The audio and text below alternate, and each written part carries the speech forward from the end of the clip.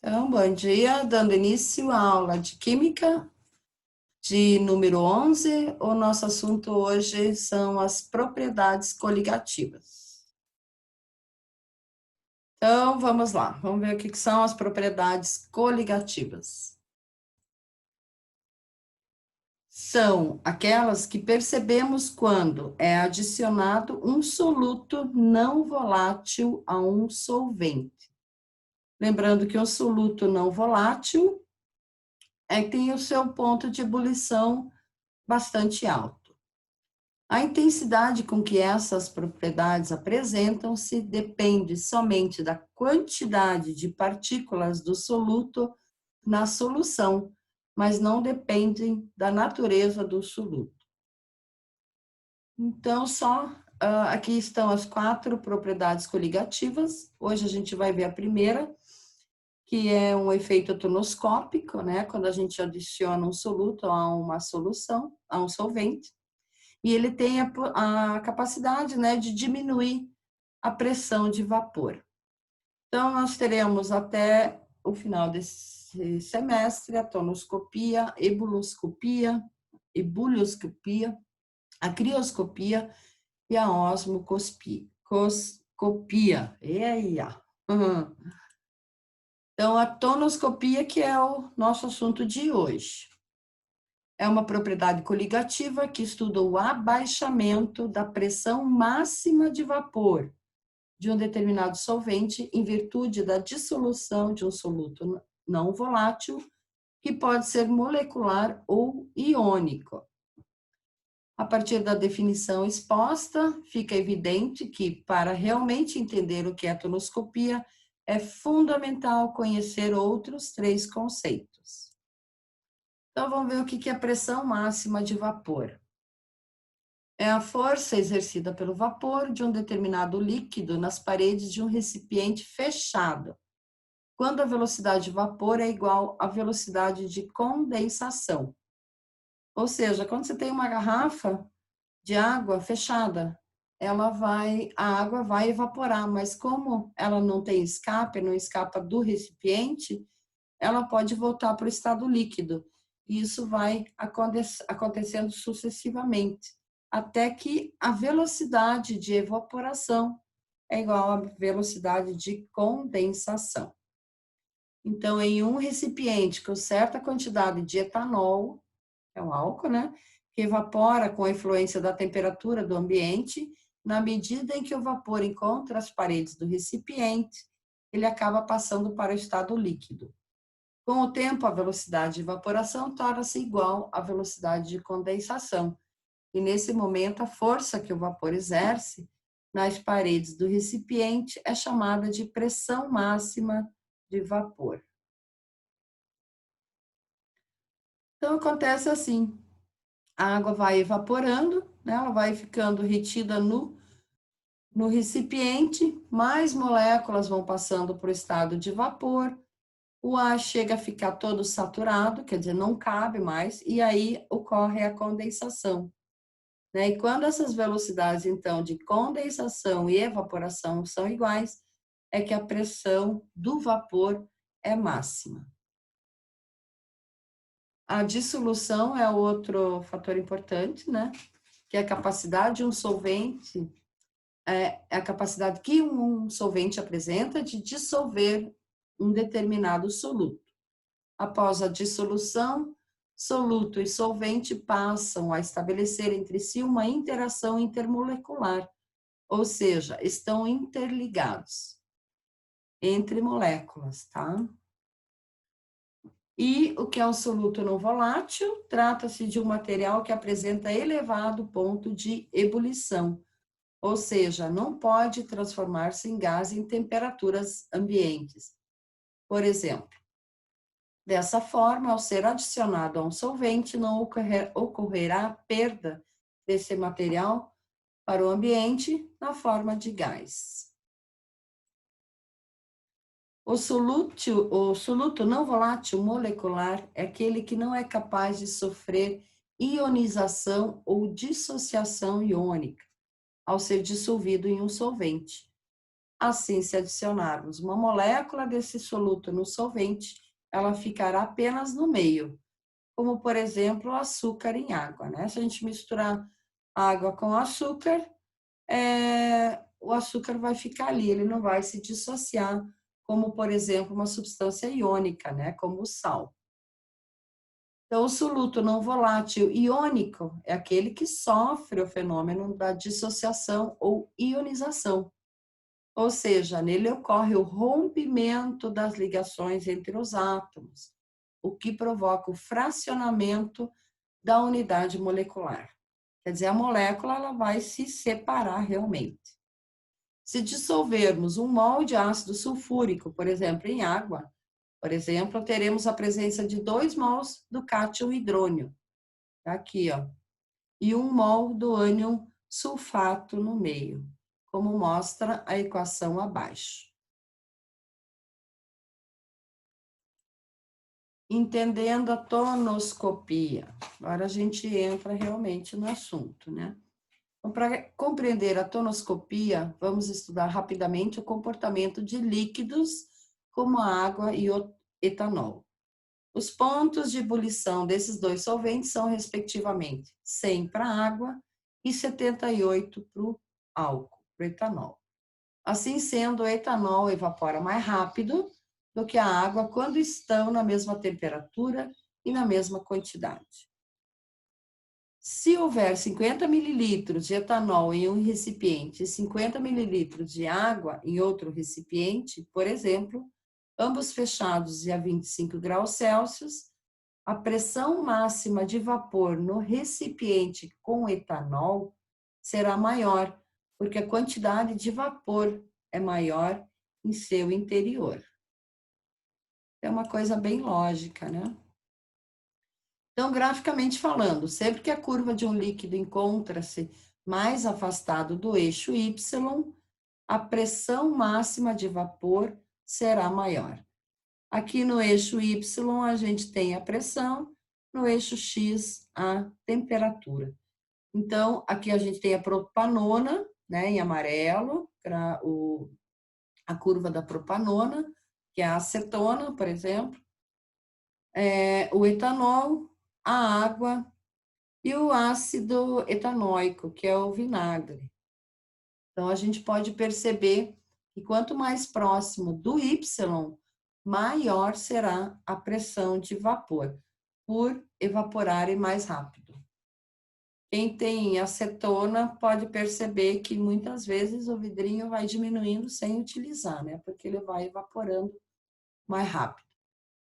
Resumindo, quanto maior o ponto de ebulição de um determinado solvente, menor será a sua pressão máxima de vapor e vice-versa.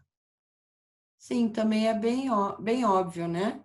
Se o ponto de ebulição for maior, vai haver menos gás, portanto, a pressão também será menor. Como a tonoscopia estuda a diminuição da pressão máxima de vapor em razão da dissolução de um soluto não volátil no solvente, se misturarmos cloreto de sódio na água, a pressão máxima de vapor da água a 100 graus que é de 760 milímetros de mercúrio, com certeza diminuirá. Mas por que isso acontece? Quando o cloreto de sódio, que é um soluto iônico, dissolve-se na água, ocorre a interação de seus íons com as moléculas da água.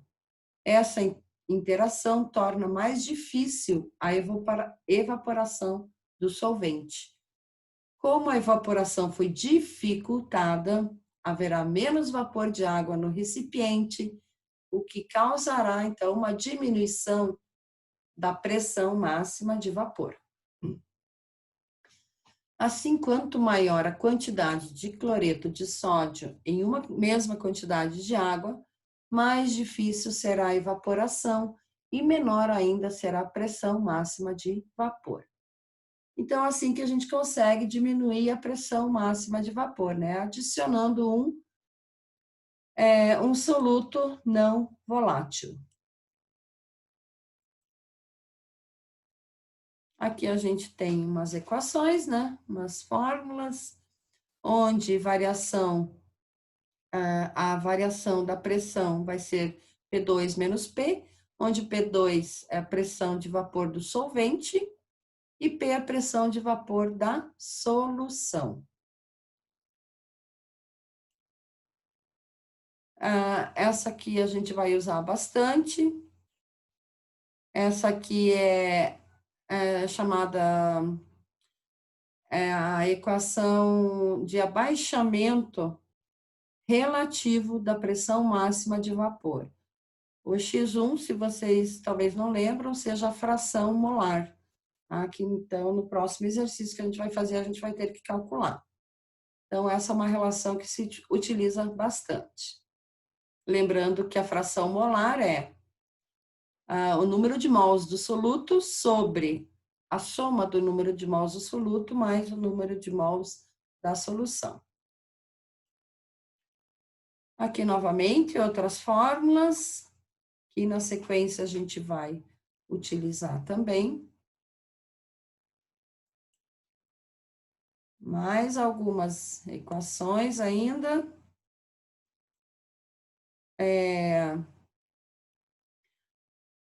Variação da pressão, ou seja, diminuição relativa, né, da pressão máxima de vapor, a pressão máxima de vapor do solvente, X1 a fração molar do soluto, N1, número de mols do soluto e número de mols do solvente. Não é da solução, é do solvente. Quando a gente trata com fração molar, é do solvente. E aqui a constante tonoscópica, a molalidade e a massa do solvente. Tem a constante também, que depois a gente, quando fizer exercício, a gente passa. Aqui só mais um resumo, né, do que a gente vai estudar. Então, a gente está na tonoscopia, que é a pressão de vapor diminuída. Então, vamos ao exercício 23 da página 204. Uma solução anticongelante contém cerca de 650 gramas de etileno glicol dissolvidos em 1,5 quilos de água. Ou seja, 1,5 litro, né? Já que a densidade da água é 1 grama por centímetro cúbico. Determine o valor percentual da queda de pressão de vapor nessa solução em função da lei Raoult, sendo que as massas molares da água e do etilenoglicol são, respectivamente, 18 gramas por mol e 62 gramas por mol. Então, aqui a gente tem os dados. M1, 650, M molaridade, né? 62 gramas por mol do etileno glicol. A massa do solvente, 1.500 gramas, né? Já a gente transforma para gramas. E a molaridade da água, 18 gramas por mol.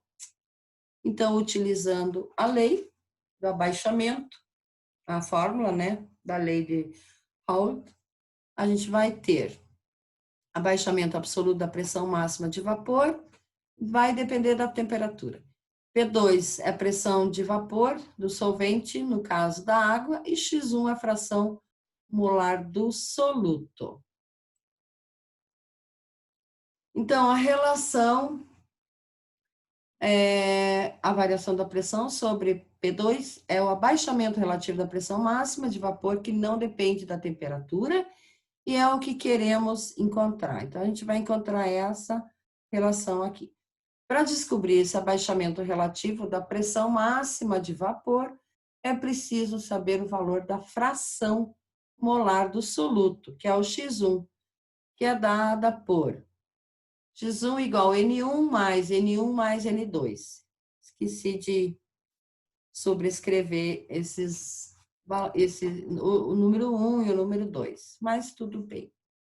Então, N1 é a gente ainda não tem, né, nem o N1 e nem o N2. Então, a gente vai ter que achar o número de mols do soluto e do solvente primeiro. Então, a massa do soluto sobre a molaridade, né, a massa ele forneceu 650 divididos por 62. E depois, para achar o número de mols da água, dividir 1.500 por 18. Então, os cálculos estão aqui, portanto, N1 vai ser 10,5 mol e N2, 83,3 mol. Aplicando, então, na fórmula de cima, a fração molar vai ser N1, que é 10,5, divididos por 10,5 mais 83,3, isso vai dar 0,011, ou seja, 11%. Então, aplicando na fórmula, a gente quer saber dessa relação aqui. Quando a gente fala relação, é divisão, né? Então, x1 vai ser igual a 11%. Portanto, a queda da pressão de vapor da água é de 11%. Encerrando o compartilhamento, encerrando a aula. Muito obrigada. Até a próxima, aluninhos.